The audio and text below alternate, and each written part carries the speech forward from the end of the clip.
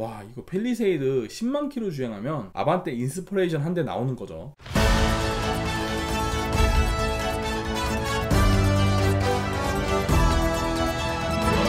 자동차 가격표 번역기 차파고. 안녕하세요, 가격표 번역기 차파고입니다. 2부에서는 차파고가 제안하는 최상의 가성비 조합에 대해 설명드리겠습니다. 가장 저렴하게 구매하실 분들은 익스클루시브에 에센셜 플러스 컨비니언스 추가해서 4,217만원에 구매하시는 걸 추천드립니다. 펠리세이드는 현대차의 SUV의 끝판왕인 만큼 기본 옵션 구성이 훌륭합니다. 각종 충돌 방지 보조와 스마트 크루즈 컨트롤이 있으니 안전이나 고속도로 주행 편의 둘 다 챙겼고요. 전자석 열선 시트에 앞좌석 통풍 시트까지 있으니까 여름 겨울 차 타고 다니기 아쉬울 게 없습니다. 또한 LED 헤드램프도 기본이니까 상위 등급과 차이 날 게 없죠. 내비게이션도 기본적으로 12.3인치니까 뭐 딱히 옵션 넣을 것도 없습니다. 그럼에도 불구하고 270만원짜리 에센셜 플러스를 꼭 넣으시는 걸 추천드리는데요. 이게 가격이 좀 비싸긴 해도 운전석 시트가 쿠션 익스텐션이 되는 전동 시트로 바뀌고요. 운전석 메모리 시스템이 되면서 전동 조절 스티어링까지 있으니 타고 내리기 정말 편해집니다. 그리고 서라운드 뷰 모니터와 원격 스마트 주차 보조, 후방 주차 충돌 방지 보조 기능이 주차할 때 사고를 막아준다 생각하면 이건 돈 아낄 옵션이 아닌 거죠. 여기에 천연 가죽 시트까지 넣어주니까 인조 가죽의 아쉬움도 딱 채워줍니다. 이것만이면 뭐 운전에 딱히 영향 주는 건 없네 싶어서 추천 안 드리려고 했는데 이 에센셜 패키지에 사각지대 경고 장치까지 들어있거든요. 그래서 어지간하면 이거는 넣으시는 걸 추천드립니다. 그리고 컨비니언스, 이거를 넣어야 하나 말아야 하나 진짜 고민 많이 했습니다. 솔직히 이거 전동 테일게이트 그거 하나 보고 넣는 거거든요. 뭐 제 성향상으로는 이거 없어도 된다고 말씀드리고는 싶은데 솔직히 저 펠리세이드 트렁크 수동으로 열고 닫는 거를 한 번도 본 적이 없습니다. 그렇다면 뭐다? 네, 맞습니다. 아무리 깡통이라도 펠리쯤 되면 이거는 넣어주는 게 맞다고 봅니다. 1번 조합이 2번 조합에 비해 부족한 게 있는데요. 20인치 휠 없습니다. 그런데 펠리세이드 휠 크다고 누가 뭐 알아주나요? 아니죠. 오히려 지금의 18인치 휠이 승차감도 좋고 연비도 더 좋습니다. 안 그래도 기름 퍼먹는 펠리세이드인데 조금이라도 아껴야겠죠. 12.3인치 LCD 계기판 없습니다. 그런데 계기판 이쁘다고 누가 알아주나요? 아니죠. 지금의 계기판으로도 속도 다 보이고 스마트 크루즈 정보 잘 표시됩니다. 내비만 12.3인치면 되지 계기판까지 12.3인치일 필요는 없습니다. 2열 통풍 시트 없는데요. 아니 그런데 2열에 열선 시트 넣어주면 됐지 통풍까지 챙겨줘야 되나요? 솔직히 우리 때는 열선이 뭐예요. 그냥 차만 태워줘도 감사하다 생각하고 탔다 이 말이죠. 나파 가죽 시트 없는데요. 하지만 지금도 이미 천연 가죽으로 재질의 부족함은 없습니다.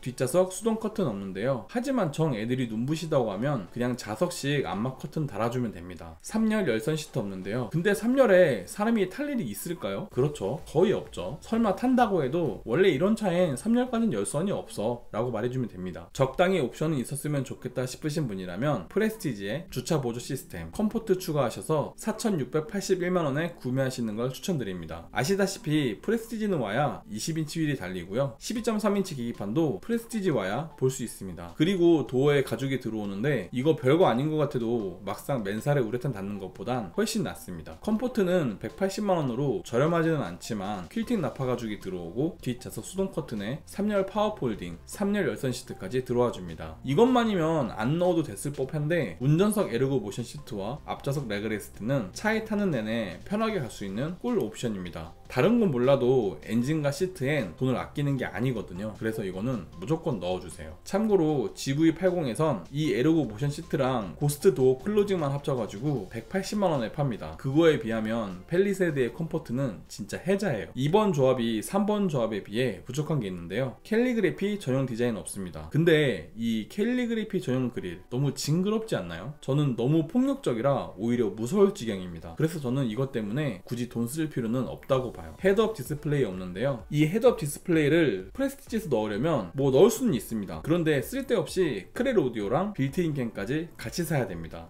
근데 그럴 수는 없죠. 현대 미끼 상품 문과 팔기에 당할 수는 없습니다. 차선 변경 보조 없는데요. 하지만 실제로 이거는 있어도 안 쓰는 기능입니다. 현대 스마트 센스 1은 진짜 넣을 필요가 없어요. 앰비언트 무드램프 없는데요. 하지만 벤츠처럼 앰비언트 무드램프가 화려한 것도 아니고 이거 없어도 차 타는 데는 문제 없습니다. 풀옵션에 가까운 조합을 원하시는 분이라면 캘리그래피 5,069만원에 구매하시는 걸 추천드립니다. 이 펠리세이드가 처음 나왔을 때가 생각납니다. 그때는 프레스티지만 있고 캘리그래피가 없었거든요. 그러다 얼마 안 있어서 캘리그래피가 나왔을 때 이 프레스티지 풀업 사신 분들의 항의가 정말 대단했습니다. 이게 무슨 뜻이냐면 바로 펠리 정도 살 사람이면 그냥 캘리그래피 사는 게 남는 장사라는 겁니다. 일단 이 20인치의 캘리그래피 너무 이쁘죠. 그리고 향상된 전방 충돌 방지 보조 기능과 고속도로 주행 보조, 차선 변경 보조 기능은 뭐 또 있으면 있는 대로 재밌게 쓸만합니다. 실내 재질도 캘리그래피 전용답게 고급감에서 확실히 좋고요. 헤드업 디스플레이나 크렐 오디오, 액티브 노이즈 컨트롤로 기능적인 부분도 전부 챙기게 되니까 머리 복잡한 거 싫으신 분이라면 그냥 캘리그래피 사시면 됩니다. 게다가 쓸데없이 빌트인 캠을 넣을 필요도 없으니까 오히려 좋죠. 3번 조합이 4번 조합에 비해 부족한 게 있는데요. 빌트인 캠 없습니다. 그런데 빌트인 캠 이거 어차피 소리 녹음도 안 되잖아요. 차라리 일반 불박을 다는 게 낫겠죠. 캘리그래피 풀옵션은 얼마일까요? 캘리그래피에 빌트인 캠 추가해서 5,139만원입니다.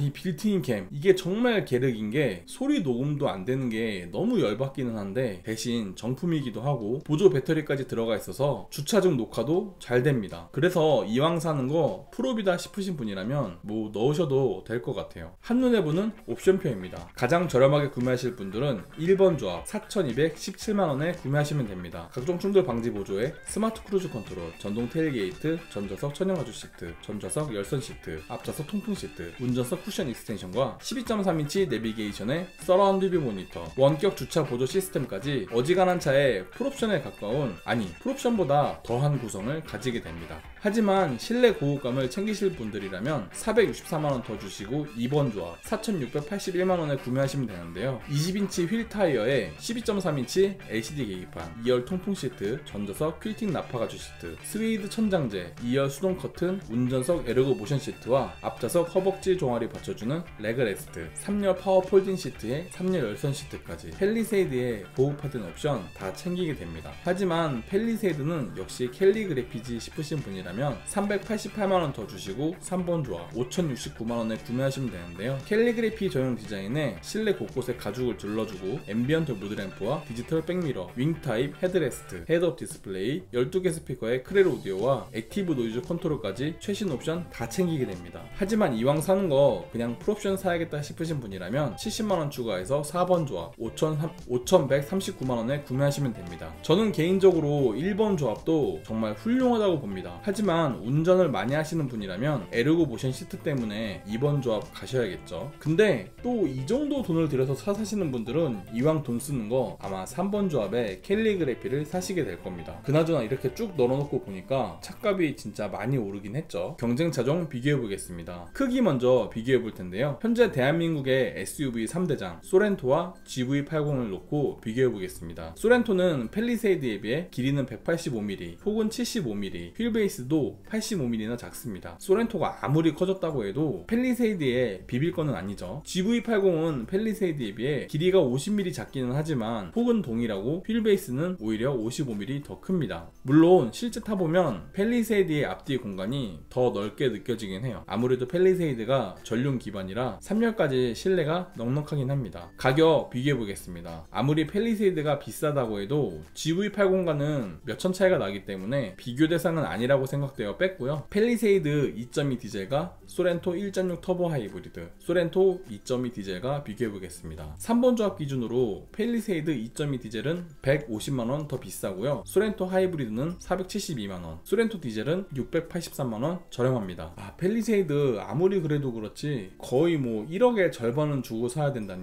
너무 무섭네요. 그런데 가장 무서운, 아니 가장 중요한 유류비를 한번 계산해보겠습니다. 휘발유와 경유 둘 다 2,000원을 기준으로 놓고 계산해봤는데요. 3.8 가솔린은 1km 주행시 222원이 소모되며 10만 킬로 주행시 2,222만원의 유류비가 발생합니다. 와, 이거 펠리세이드 10만 킬로 주행하면 아반떼 인스퍼레이션 한 대 나오는 거죠. 2.2 디젤은 556만원 덜 들고요. 소렌토 하이브리드는 824만원, 소렌토 디젤은 762만원 덜 듭니다. 펠리세이드 3.8 가솔린은 진짜 사는 것도 일이지만 기름값 떼는 거는 더 큰일이네요. 그래서 차량가액에 취등록세와 5년 자동차세, 10년 유류비를 전부 포함하여 계산해보면 펠리세이드 3.8은 무려 8,087만원이 드는데요. 유류비도 유류비지만 3.8 배기량의 1년 세금이 무려 98만원이나 합니다. 그래서 유지비에서 엄청난 차이가 나는 거죠. 그에 비해 1년 세금이 65만원 수준인 2.2 디젤은 처음엔 150만원 비쌌지만 나중엔 오히려 544만원 저렴해지고요. 소렌토 하이브리드는 1년 세금이 29만원 수준이라 처음엔 472만원 쌌지만 나중엔 1679만원 더 저렴해집니다. 이래서 소렌토 하이브리드 살 바에 팰리세이드 3.8 사지라는 말은 안 나오게 되는 거죠. 소렌토 디젤은 처음엔 683만원 저렴했지만 나중엔 1642만원 더 저렴해집니다. 이걸 보니까 진짜 소렌토 살 돈으로 팰리 사야지라는 말은 하면 안 될 것 같아요. 가격표 한 줄 펴야겠습니다. 팰리세이드 차값이 문제가 아닙니다. 유지비가 진짜입니다. 이로써 차파워가 제안하는 최상의 가성비 조합은 끝났고요.